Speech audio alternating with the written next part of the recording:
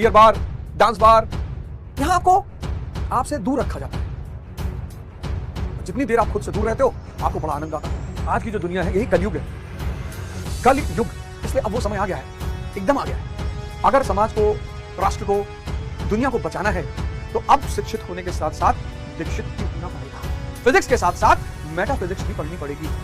नियम अलग है, घबराने की कोई जरूरत नहीं। प्रयास तो करिए। एक कदम भी अगर आपने कायदे से रख लिया, आने वाला जीवन बहुत अच्छा है।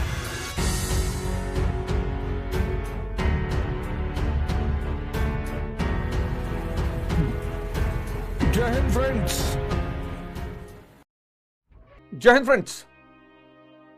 सदगुरु भगवान महाराज अड़गड़ानंद के चरणों में सादर चरण स्पर्श। आशा करता हूं कि आप सब लोगों ने इस शो को अपनाना भी शुरू किया होगा। देखना तो बहुत अच्छी बात है, अपनाना। जितनी उठा पटक परेशानी चल रही है आज संसार में, खासकर भारत में, आप देखो, आप गौर से अपने समाज में देखो, डिप्रेशन बढ़ गया, तनाव, नशा बढ़ गया,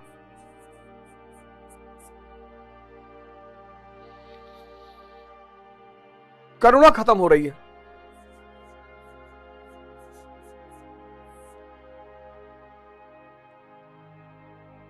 भाईचारा खत्म हो रहा है। सब एक अलग डायरेक्शन में दुनिया जा रही है। इसकी वजह क्या है? इसकी वजह सिर्फ एक है कि आप पूरी तरह से इन चार शक्तियों के प्रभाव में आ गए हैं। मैं के प्रभाव में आ गए, सिर्फ मैं, दुर्योधन। आप अज्ञानता के प्रभाव में हैं, धृतराष्ट्र। आप भ्रम के प्रभाव में हैं, भीष्म। आप आसक्ति के प्रभाव में हैं, अश्वत्थामा।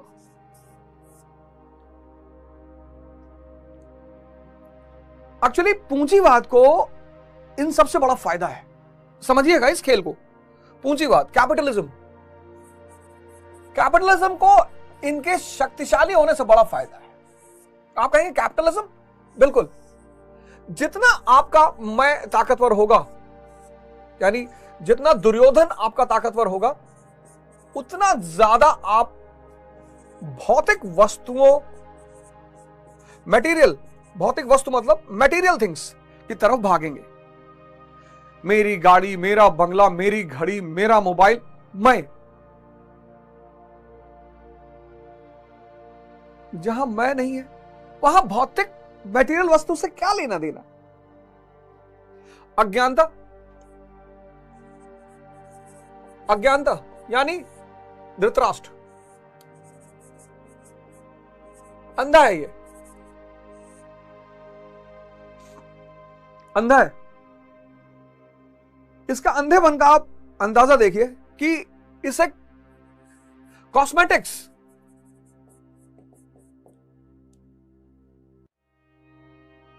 कॉस्मेटिक्स, मेल फीमेल दोनों, बाहर से सुंदर दिखना है किसी भी कीमत पे, अंदर चाहे कुछ भी ना हो, है ही नहीं।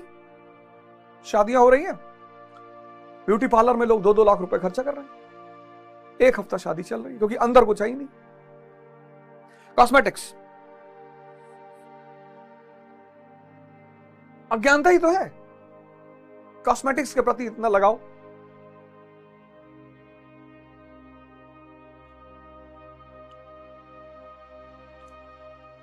दिखावा, शो ऑफ,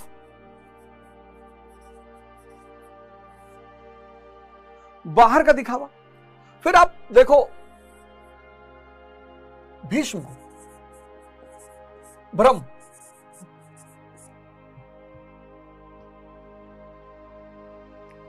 सुख का कॉन्सेप्ट हर जगह ही आपसे कहता है आप हैप्पी होना चाहते हैं, if you want to be happy. ये सुख को बेच रहा है। आज आप देखो दुनिया में सुख को बेचा जा रहा है, सुख को, क्योंकि सुख एक भ्रम है। मैंने आपसे पिछली बार बताया।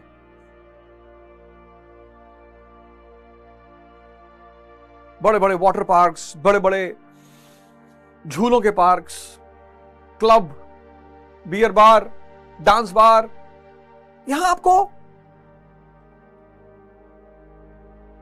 आपसे दूर रखा जाता है। जितनी देर आप खुद से दूर रहते हो, आपको बड़ा आनंद आता है। यही आपका भ्रम है। आसक्ति, अश्वत्थामा।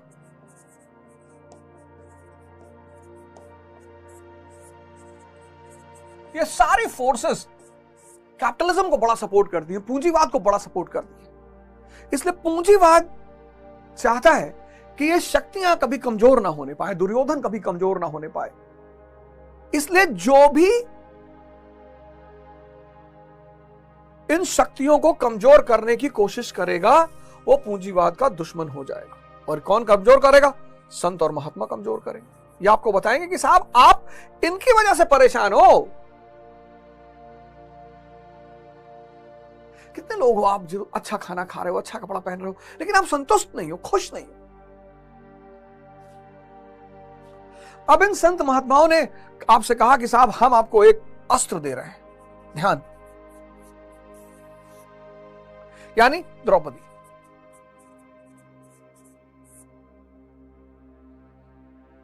अब इन सब से निपटने के लिए आपको ध्यान का वर्ण करना पड़ेगा, आपको द्रौपदी बनना पड़ेगा। लेकिन जब आप द्रौपदी बनेंगे तो आपके 5 पति भी होने चाहिए। धर्म पहला पति आपका होगा,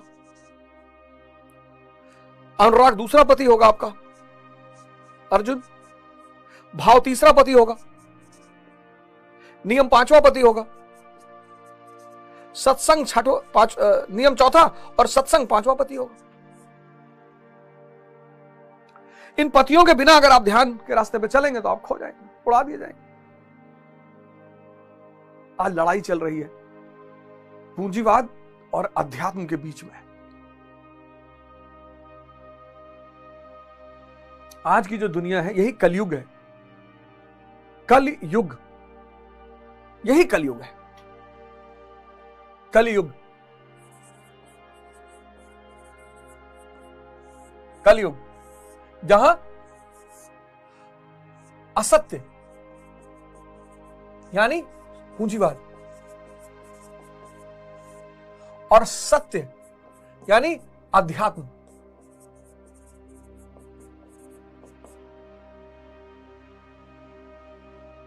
इनके बीच संघर्ष चल रहा है। और जो भी ध्यानी नहीं है वो सब परेशान है। कितना भी पैसा हो, कितना भी, मैं तो देखा ना एक से एक लोगों को, पैसा, स्त्री, गाड़ी, मकान सब है, लेकिन जिसके पास ध्यान नहीं है वो परेशान बहुत है। गाड़ी खाओगे, स्त्री खाओगे, पुरुष खाओगे, मकान खाओगे, पैसा खाओगे,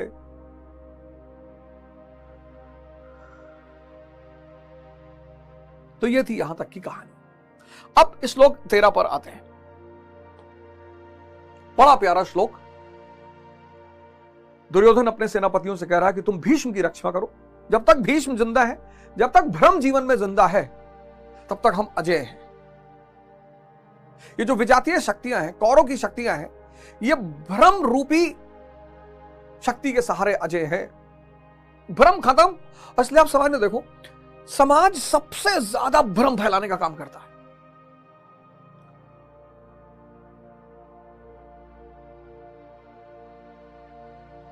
क्योंकि भ्रम फैलाना बहुत आसान, और वो भी अपरिपक्व मन में।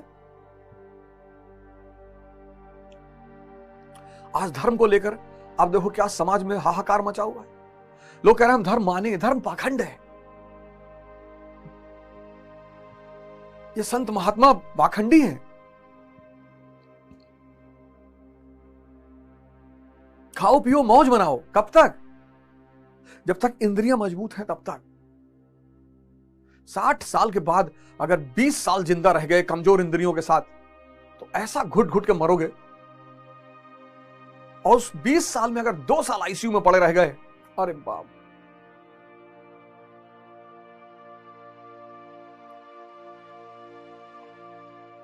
आज लोग संसार कमाना चाहते हो खुद को खोने के शर्त में।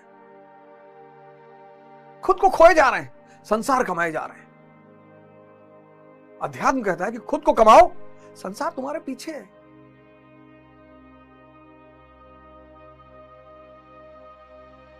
सन्यासी होने से संसार छूटेगा नहीं, ये बात याद रखना। सन्यासी होने से संसार छूटेगा नहीं। अगर आप सन्यासी हो गए यानी आप होश में हो गए, तो संसार छूटेगा नहीं।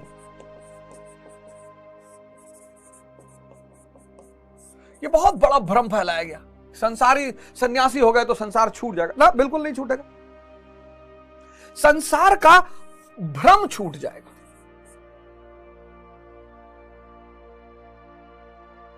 कौन सा भ्रम? यह भ्रम कि स्त्री भोग्य है, यह भ्रम छूट जाएगा। कितना सम्मान पैदा हो जाएगा स्त्री के लिए। यह सन्यासी के लक्षण है।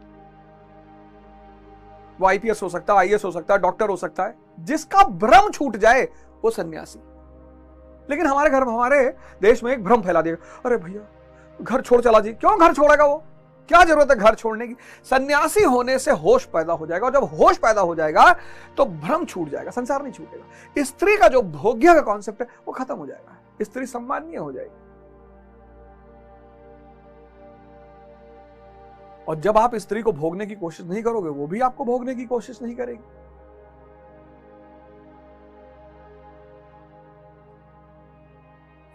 संसार कमाना है ना, स्व को कमाना है। स्व, संसार तो स्व के पीछे।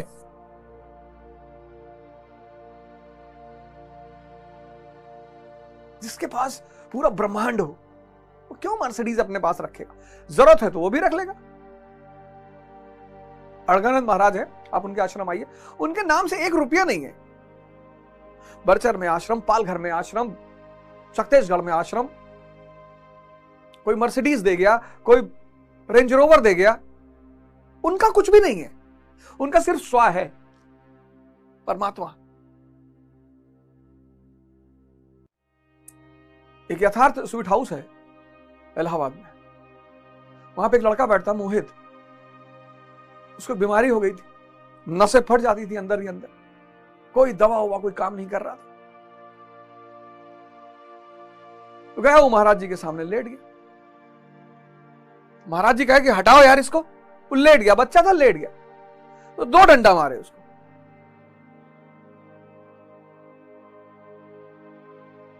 उसकी बीमारी ठीक हो गई। अब ये बात कैसे घटी, ये मैं आपको जब गीता पे आऊंगा ना, कर्म अकर्म विकर्म का जब सिद्धांत समझाऊंगा तब बताऊंगा। बहुत बड़ा जादू है ये जो संतों के पास है। जल्दी जल्दी वो प्रकृति में छेड़छाड़ नहीं करते। फिर उन्हीं के घर में एक कैंसर के पेशेंट थे, कैंसर से उनकी मृत्यु हो गई। सन्यासी जल्दी, संत महात्मा जल्दी संसार में छेड़छाड़ नहीं करते, लेकिन कभी करुणावश, करुणा जो कर्म वो इकट्ठा किए उसमें से थोड़ा सा आपको दे देते, ले आओ, खुश रहो, आए हो इतना प्यार से।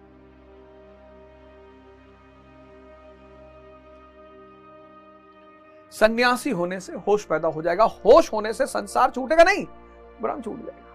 अब दोनों सेनाएं इकट्ठा, आमने सामने।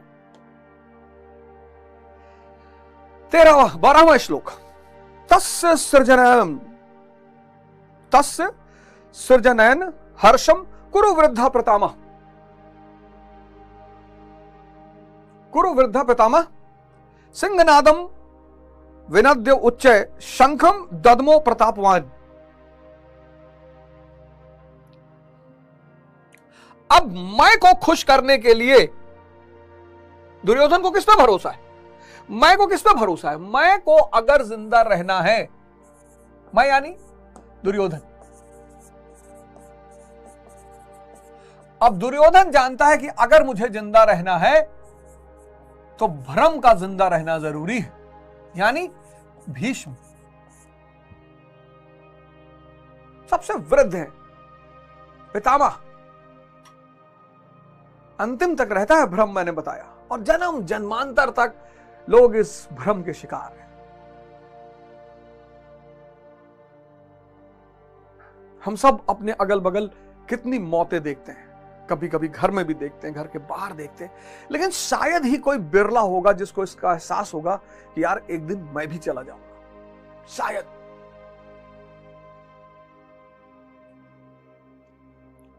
तो भीष्म जो पितामह है यानी ब्रह्म, वो मैं को खुश करने के लिए, दुर्योधन को खुश करने के लिए शंखनाद करते हैं। शंखनाद यानी उद्घोषणा, पराक्रम की घोषणा। शंख, भारतीय संस्कृति में हर चीज का अपना एक महत्व है। शंख, बड़ी सारी कहानियां हैं पुराणों में शंखों को लेकर, बहुत सारी कहानियां हैं। लेकिन आप एक बात गौर करना, आज आप अगर आपके घर में शंख हो तो आप उठाना और उसमें फूंकने की कोशिश करना। फूंकने से शंख नहीं बजता। आप गौर करिएगा, अगर आपके घर में शंख है तो आज आप शंख उठाइए, नहीं भी है तो खरीद के लाइए। बड़ा बड़ा चमत्कारिक चीज है शंख। आपको पता है, आपकी इंटरनल एनर्जी को एक्टिवेट करता है, क्योंकि वो फूंकने से नहीं बजता। और शंख जो है, मोलुसस, जो स्पाइनलेस जीव होते हैं, वो उसमें होते हैं। शंख का सीधा संबंध मेरुदंड से है, स्पाइन से है। आप कोशिश करिए फूंक के बजाने की, फूंकते रहिए, नहीं बजेगा। शंख जो है आंतरिक शक्ति से बजता है।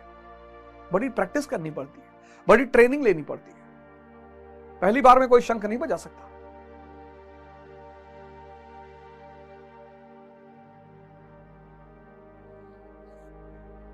भारतीय संस्कृति में जो भी चीजें कहीं जुड़ी हुई हैं, नंदी मंदिर के बाहर बैठे हैं। आप जाओ किसी शिव मंदिर में, आप देखोगे भगवान अंदर, नंदी बाहर, और नंदी बाहर बैठे हुए हैं। प्रतीक्षा, धैर्य।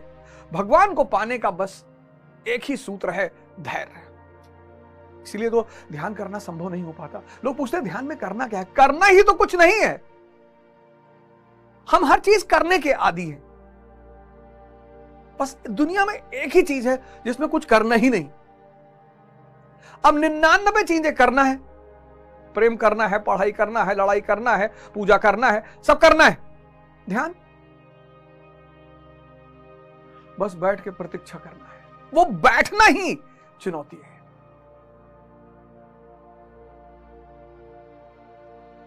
शंख, उद्घोषणा किसकी? शक्ति की। शंख सांस से नहीं बजेगा, शक्ति से बजेगा। आज आप ट्राई करना, आज आप कोशिश करके देखना। तो सिंहनाद, सिंहनाद, सिंह भयावह शंख बजाया। सिंह भय का प्रतीक है। और भ्रम का काम क्या है? भ्रम का काम क्या है? भय को बढ़ाना। इसलिए जितने लोग ध्यान शुरू करते हैं, शुरुआती चरण तो बहुत खतरनाक है, बैठने नहीं देता। शुरुआती चरण तो बहुत खतरनाक है, क्योंकि आपने हमेशा विजातीय शक्तियों को जाना है। तो जब आप शुरुआत करते हैं ध्यान की, जब आप समुद्र मंथन शुरू करते हैं, मन को मथना शुरू करते हैं, सबसे पहले जहर निकलता है। सबसे पहले जहर निकलता है, विष। समुद्र मंथन, जब आप ध्यान करोगे, मन को मथना शुरू करोगे, तो सबसे पहले विष निकलेगा। पता लगा ध्यान करने से पहले काम प्रभावित होता था, काम परेशान करता था, बढ़ गया, काम बढ़ गया,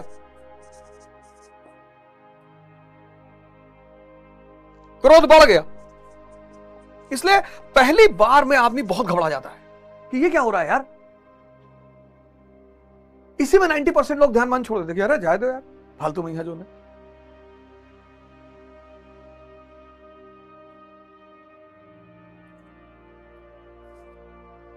इसलिए कर्मकांड की तरफ 95% दुनिया खड़ी है, कुछ करना ही नहीं, दूसरा आदमी आपके लिए कर रहा है, पुरोहित। इसलिए पुरोहित की सत्ता को कोई कभी चुनौती नहीं दे सकता। पुरोहित, चाहे वो हिंदू हो, चाहे मुसलमान हो, चाहे ईसाई हो, चाहे सिख हो, पुरोहित कहता है कि तुम कुछ मत करो।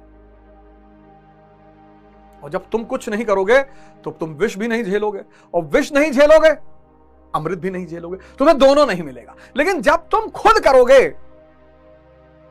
जब तुम पुरोहित को हटा दोगे सामने से, खुद साधना करने बैठोगे, सबसे पहले विष मिलेगा। तो सिंहनाद भयावह, प्रकृति में भय का सूचक। जितना ज्यादा भय बढ़ेगा,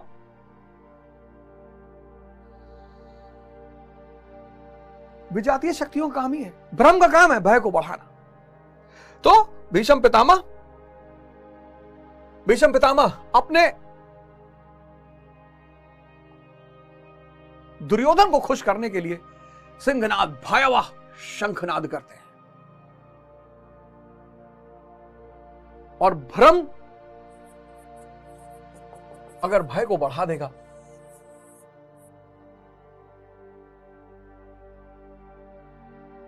तो सुरक्षित हो जाएगा, क्योंकि भ्रम इतना भय को बढ़ा देता है कि कभी कभी जान ले लेता है आदमी की। बहुत बार ऐसा हुआ, कोरोना में तो ऐसा बहुत हुआ। फीवर हुआ, जुकाम हुआ, सर्दी हुई। आम सर्दी जुकाम में सांस लेने में दिक्कत होती, आम। अभी आपको सर्दी जुकाम होगा, देखो, आम सर्दी जुकाम में सांस लेने में दिक्कत होती है। लेकिन चूंकि उस वक्त चारों तरफ टीवी में दिखाया जा रहा था, ये लाशों की लाइन है, वो लाशों की लाइन है, वहां मर रहे हैं, लखनऊ में ढेरों सारी लाशें जलाई जा रही है, चीन में सड़क पे गिरे हुए लोग, और टर्की में सड़क पे गिरे हुए लोग, उसने भय को बढ़ा दिया। तो ज्यादातर लोग हार्ट फेलियर से मर गए।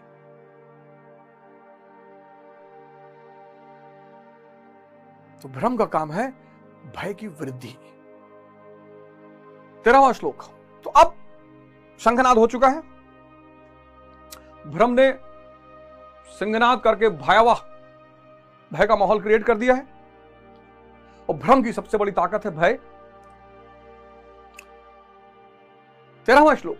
ततः शंखश्च भैरश्च पड़वानक गोमुखा सहसैव अभ्यहन्यन्त स शब्दस्तु मूलो अभवत्। शब्दस्तु मूलो अभवत्, यानी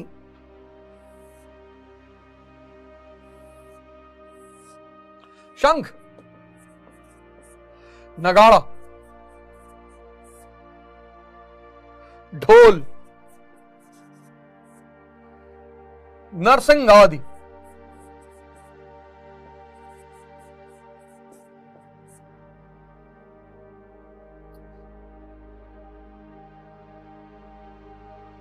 सरस्वती जी वीणा लेके बैठी हैं, और वीणा अगर आप सुनने के आदी हो जाएं,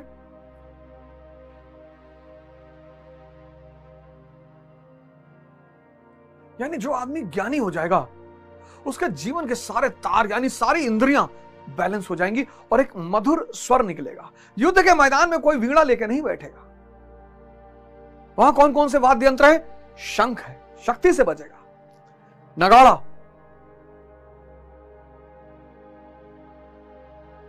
ढोल, नरसिंह आदि, और इन सब का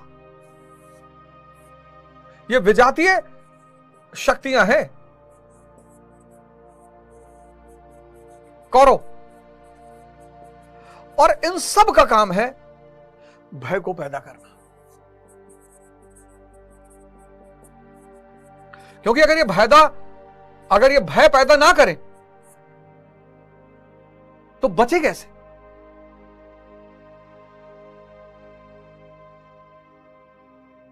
सबसे ज्यादा शक्तिशाली भ्रम।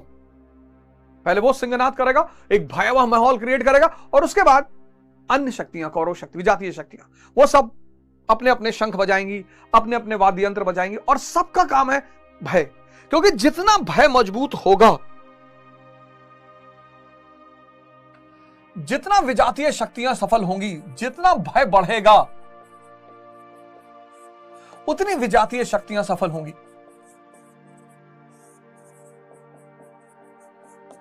अभी आप देखना, अर्जुन इतना भय का शिकार हो जाएगा, भ्रम और भय दोनों अर्जुन शिकार होगा, तब आपको गुरु का महत्व समझ में आएगा। अभी आगे जब बढ़ेंगे तो देखेंगे अर्जुन दोनों का शिकार हो जाएगा, भय का भी और भ्रम का भी, और ऐसी ऐसी बातें करेगा।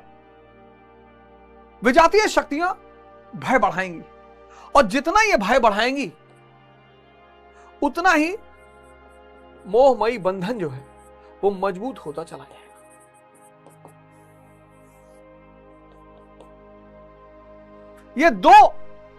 ये जो बाहरी शक्तियां हैं, ये दो चीज पे काम करती हैं, एक भय पे, एक भ्रम पे।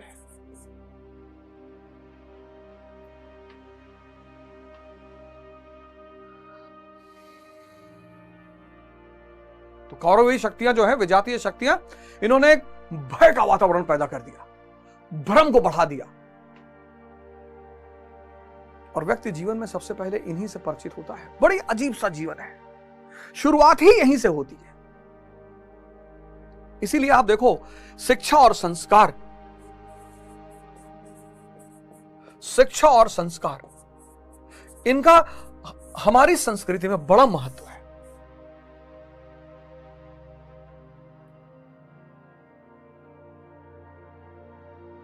आज जो हमारे स्कूल्स हैं आज, और खासकर मिशनरी स्कूल्स, ये बाह्य शिक्षा बहुत अच्छी दे रहे हैं। बाह्य जो आउटर एजुकेशन है, बाह्य शिक्षा, वो ये बहुत अच्छी दे रहे हैं, बहुत अच्छा पढ़ा रहे हैं, इंजीनियर बना दे रहे हैं, डॉक्टर बना दे रहे हैं, आईएएस बना दे रहे हैं।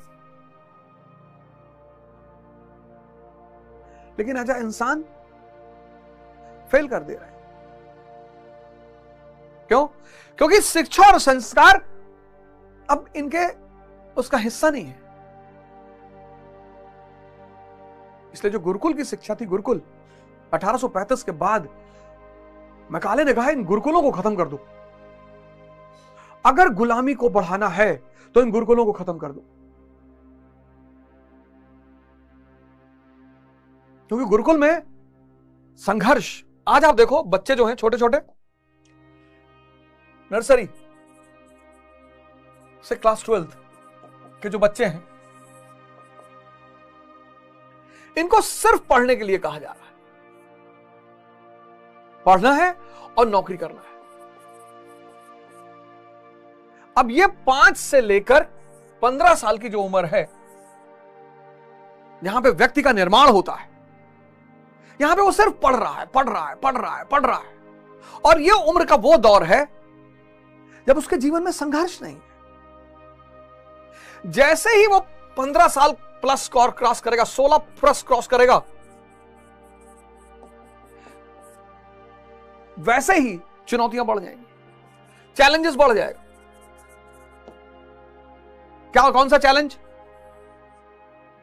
कौन सा चैलेंज? भाई मिडिल क्लास फैमिली है तो फादर का रिटायरमेंट आने लगेगा करीब, पिता का रिटायरमेंट करीब आने लगेगा कि भैया पापा रिटायर होने वाले हैं, बहनों की शादी करनी है, समाज, नौकरी, विवाह, पहचान, इत्यादि इत्यादि इत्यादि। 5 से 15 यहां कोई तनाव नहीं है, यहां कोई चुनौती नहीं है। लेकिन यही वो दौर है, यहां कोई चुनौती नहीं।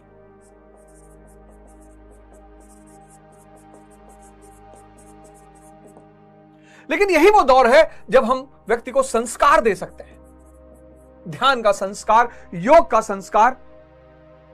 हम फालतू वाली बातें ना करें कि बेटा झूठ मत बोलना, बेटा ये मत करना, ना। हम ध्यान का संस्कार दे सकते हैं, हम योग का संस्कार दे सकते हैं। मैं तो भारत सरकार से कहता हूं कि अब विलंब के ही कारण स्वामी, शिक्षा तो स्टेट विषय है, अब विलंब के ही कारण स्वामी। आपको पता है कि यह दौर में कोई चुनौती नहीं और संस्कार का दौर है, फर्जी संस्कार नहीं, फर्जी संस्कार नहीं, एक फर्जी संस्कार होते हैं जो बाहर से दिखने में बहुत अच्छे लगते हैं पर अंदर कुछ नहीं होता। संस्कार अंदरूनी घटना है। जब संस्कार सिर्फ बाहर से होते हैं तो व्यक्ति पाखंडी हो जाता है, अंदर कुछ और बाहर कुछ और, वो और खतरनाक दौर होता है, वो और खतरनाक चीज होती है। ये वो दौर है जब शिक्षा के साथ व्यक्ति को संस्कार दिए जाना चाहिए और ये स्कूलों में होना चाहिए। सूर्य नमस्कार कंपलसरी होना चाहिए, ध्यान की एक क्लास कंपलसरी होनी चाहिए। तो ध्यान और सूर्य नमस्कार जब वो इस पीरियड में करेगा, 5 से 15 के पीरियड में करेगा, तो मन से ताकतवर रहेगा और शरीर से ताकतवर रहेगा। तो जैसे ही वो 16+ में एंटर करेगा और ये सारी चुनौतियां उसके सामने आएंगी, लड़ेगा वो, लड़ेगा वो, उसको लड़ना ही है, भाग ही नहीं सकता वो, ताकत अंदरूनी है, लड़ेगा। लेकिन अगर ताकत अंदरूनी नहीं है तो नशे पे डिपेंडेंट हो जाएगा, स्त्री पे डिपेंडेंट हो जाएगा, अपने आप को खोने की कोशिश करेगा। जितना खोया रहेगा उतना चुनौतियों से दूर रहेगा। अयोध्या में श्री राम जी का मंदिर 22 जनवरी को शुरू हो जाएगा, बड़ी अच्छी बात है। भारतीय संस्कृति के महानायक हैं श्री राम। श्री बनकर घर से निकले, श्री राम बनकर घर से निकले, प्रभु राम बनकर लौटे। कितना साल लगा? 14 साल। ये तो मैं आपसे बार बार कहता हूं, 6 महीना त्याग और तपस्या कर लो, आईएएस, साल भर कर लो एमएलए, 5 साल कर लो मेंबर ऑफ पार्लियामेंट, 10 साल कर लो प्रधानमंत्री, और 14 साल कर लिए भगवान। अब ये सूत्र श्री राम को पता है, तो इन्होंने अपनी पत्नी और बच्चों को आश्रम में रखा। और इनके बच्चे कौन है? लव कुश, भगवान को बांध देते हैं। ये मैगी खाने वाले बच्चे नहीं है, ये कॉम्प्लान पीने वाले बच्चे नहीं है। हनुमान जी को बांध दिया, भरत जी को बांध दिया, सबको बांध दिया। इसलिए श्री राम भारतीय संस्कृति के महानायक हैं, क्योंकि ये बताते हैं कि त्याग और तपस्या श्रेष्ठता का सिद्धांत है।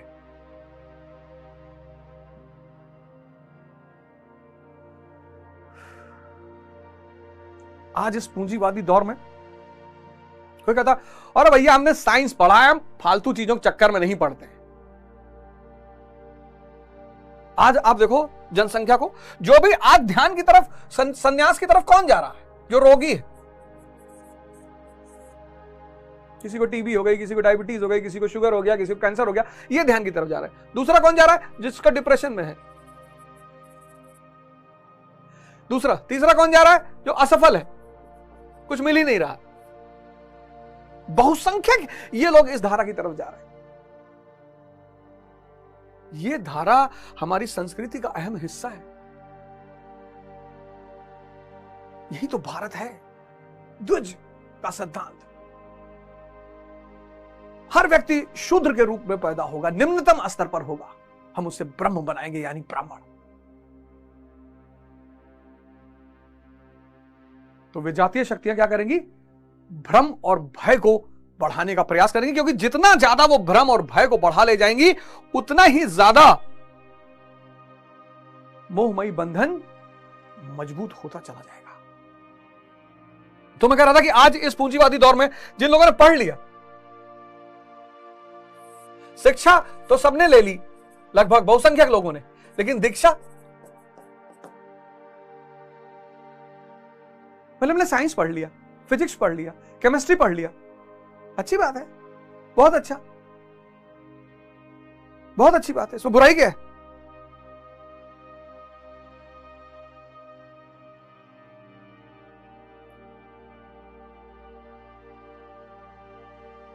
पान की दुकान है, जिन्होंने अपनी दुकान में टीवी लगा रखी है, उस पर ऐड चलता रहता है, तंबाकू से कैंसर होता है। और पढ़े लिखे लोग, अच्छे पढ़े लिखे, वहीं खड़े होकर सिगरेट जलाते हैं। क्यों? शिक्षित हैं, दीक्षित नहीं है।